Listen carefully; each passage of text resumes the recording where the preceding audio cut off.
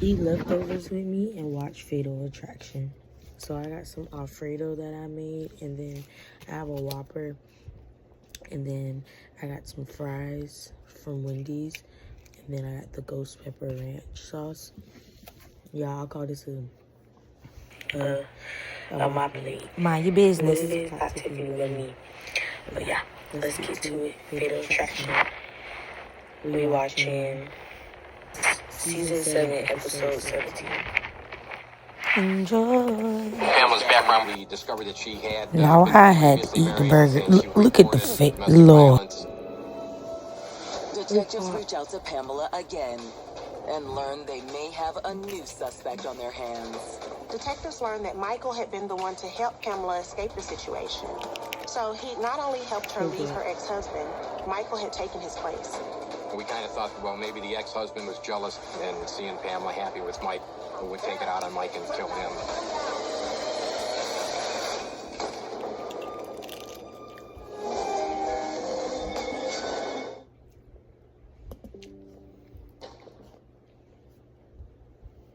It's November 23rd, 2014, more than a week after the murder of Michael Days.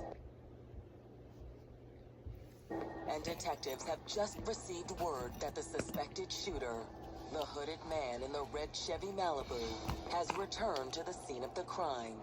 Manny Gonzalez, the witness who first spotted the shooter, was working at the body shop across the street from Michael's house when he noticed the red Malibu parked on the street. He was able to get the missing license plate number that the police could not get off the video.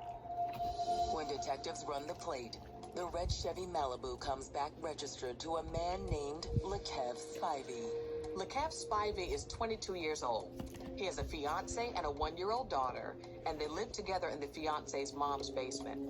We did some background investigation on Lakev and found out that he had very little, or if any, criminal history, and we couldn't find any connection to Michael Days.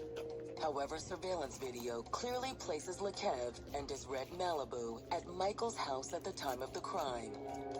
On December 24th, police finally secure a warrant for his arrest and bring him in without incident. Do you want to talk to us about this, or would you rather not talk to us about this? Yeah, I would like to know what's going on. Because I have no idea. You don't know a girl named Pam? I know somebody named Pam. He said he did meet a girl named Pamela, but it was a few days after this homicide was committed. Did she mention anything about her boyfriend being out? Yeah, like she told me some things that she was going through or whatnot. I was just like, damn.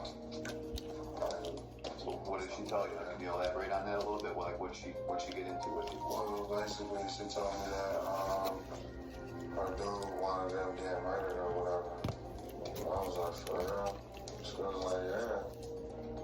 And she keep telling me that she's still shaky about it and she having nightmares and shit about it.